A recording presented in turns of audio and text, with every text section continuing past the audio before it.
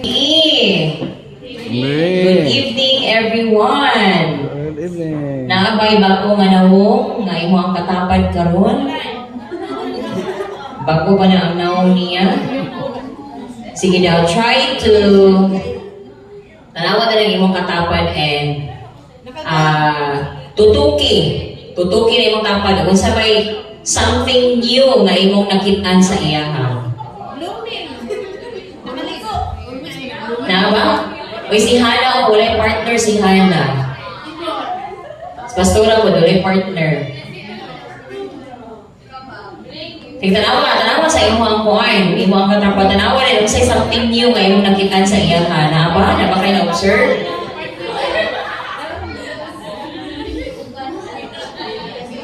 Kaya usahay na ba, din na ba natin na mapansin kayo tungkol sa sige na lang itong kauban. Then, pagkakip na ay something new sa iya. Basi na lang gold ang ipon, anak, mag-ipotang, wala mo mapansin. Basi nanay, earring sa ilalong sa ilong, wala yung nakitaan. Na ba? May na-notice?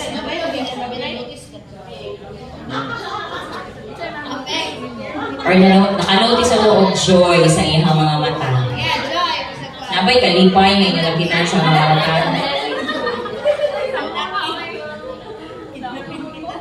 Betaw ko eh. Sige, magsugod na ta. Okay na mo? Ipakondisyon na mo para maka-start ta. So anyway, this is the night that the Lord has made. We will rejoice and be glad in it. So sa akong ginaingon na yun, ang pagkalipay is really our choice. Pilion ni mo, desisyonan ni mo nga maglipay ka. Pwede po ka mo desisyon nga mag-uol ka, but atong i-decide nga maglipay ta kay ang kag-uol dili makadugang sa tuig or even segundo sa ato ang kinabuhi. Pero ang kalipay makaayo og balatian. Di ba? Yes. Naagit siya, kanang lahi kinang duha ka word. Kung magkalipay ka, I believe no, mapan ka kanang mo glow ang imo ang panagway, dayon, kanang naapod kay, I mean, sana contagious ba? Makatakot ka nga to sa uban. Kung at the same time po, kung mag-uol ka, huwag ihapon ang spirit kayo, kung matakot nga to sa uban. And the Bible is really true, madili siya makalubag og tuig sa ato ang kinabuhi. Even a single second or minute sa ato ang life, dili siya makadugang. So, ingon pa ang mga research no, ang stress ko no, ang usa sa pinaka common kaayo nagahatag og sakit sa mga Pilipino. Amen? Ay, dili mga Pilipino akong ka-istorya. Mga foreigner, di ba? Okay, di ibig sa usang ato pa, dili ni mga Pilipino. Usa na inyong mga tribo, o mga usa na inyong mga taga-anin mo. Kasi mga taga-Iran mo. Agoy. Betaw. I hope na mabuo lang akong i-share. Mabuo naman kita akong i-share.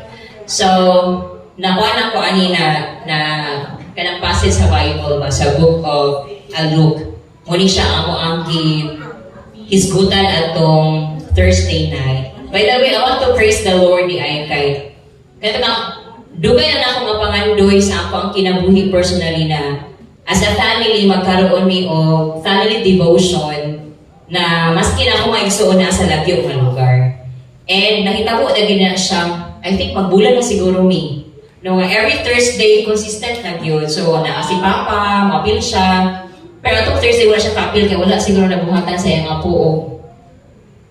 Kanang Gmail. Kaya na Google Meet, man po kunuhay ni. Sunod-sunod ay pareha sa church. Oy, basta makamaayo, mag-gisunod-sunod. Anak po, and then ma-amaze good po ka sa ginabuhat ba. Makita naman kung example lang sa isa, lagi siya ka-join kay New Zealand man siya. Lahi man ang ila ang time zone na to. So siya rin hindi maka-appeal sa amo. But all the rest, na-appeal. So I praise God, no? Kanang ako na-notice ako ang self kay pag na-ako'y action item, mula ko sa it takes year, iha na ko buhat, grabe na sa ako. Yan, lain ba? Mura dili maayo. Ayaw ko yung sunahan. Di na maayo. So, anyway, kanina ko ako ang gi-kuan. Ngayon naman ako tayo ko nga, Lord, unsa may ako i-throw nga question sa inyo ha. So, muna akong pangutana sa inyo. Unsay kanta sa imong kasing-kasing karon nga kagabihon? Ano po yung awit ng iyong puso ngayong gabi? May awit ba? Oh, thank you. Ato ang line up. So, unsa may awit na naa sa imong kasing-kasing? So, umugali ako ang gimeditate, ibasa na katong awit ni Mary. Mary's song, in response sa gibuhat sa verse sa iya. In siya, and Mary said, "My soul glorifies the Lord, and my spirit rejoices in God my Savior. For He has been mindful of the humble state of His servant. From now on, all generations will call me blessed." So, by the way, naan siya sa Luke chapter 1, verse 46. So, before aning no verse, muli siyang gigunsalan siya sa balang ng Espiritu dahil prophecy nga maguro siya, no? And so on and so forth, nahitabo gito, no, ni-obey si Mary. So, muna niya ang respond, muna niya ang there's a song. So, ang verse 49, "For the mighty one has done great things for me. Holy is His name. His mercy extends to those who fear Him from generation to generation. He has performed mighty deeds with His arm. He has scattered those who are proud in their inmost thoughts. He has brought down rulers from their thrones, but has lifted up the humble. He has filled the hungry with good things, but has sent the rich away empty. He has helped His servant Israel, remembering to be merciful to Abraham and his descendants forever, just as He promised our ancestors." So, muni siya ang song ni Mary. Grabe ang iya ang pagsimba, pagdayo sa Ginoo tungod sa nahitabo sa iyang kinabuhi. Daghan siya gipang declare, no? Pinaagi sa song, pinaagi sa awit, dito niya ingani ka Lord, ingani ang imong gibuhat sa ako ang kinabuhi. Muna lang tanong ko sa inyo, unsa ba yung awit sa imong kasing-kasing karon nga kagabihon? I believe na natay may mga song, no? Natay mga awit na ay gibutat ang Lord sa atong kasing-kasing karon nga kagabihon because natay na-receive gikan sa iyahan. Amen? Naay usa ka illustration nga kung unsa daw ginang musulod sa imong kasing-kasing, unsay nakasulod sa imong kasing-kasing mo na siya magawas. Ang iyang gihatag nga illustration, I don't know if nakadungog mo. Ang toothpaste, kung imo na siyang i-press, unsa man na siya? Squeeze or something nga, gusto nyo ng English, right? No, basta imo siyang pisgaon, mo reveal ang unsay naa sa iyahang sulod. So sa ato po ng mga Kristohanon, ma-reveal po doon sa ang nasa sa itong kasing-kasing kung pisgaon ta. Kung sa imong pisga na to, mga pagsulay, mga challenges sa kinabuhi. Ingon pa ang Kristohanon, ang tiro ng Kristohanon, mailhan pinaagi sa iya ang reaction. Agoy. Ang tinod na Christian, makitaan pinaagi sa iya ang reaction sa situation. Kung matamakan ang iyang tiil, unsay reaksyon? Nadyo pinadunggan nung pinala ko i-tell ang name ba. Pero, na-shock lang yun ko. As in, na-shock lang yun ko kay, na-stir ito niya?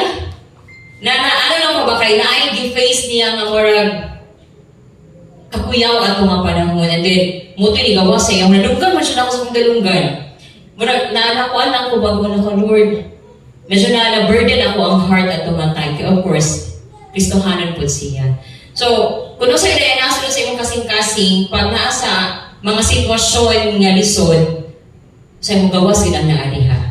Kana kita maayong pugong-pugong o kana may mga taas og pasensya kunuhay. Kunuhay taas og pasensya. Pag-abuton sa pinaka-peak na nga level, dito na ginamugawas kung kinsa siya. Amen ba? Amen. Wala kaya Pilipino yun. Nalimot na siguro rin sila sa inyong nationality o citizenship. Hindi na mga Pilipino ang natin.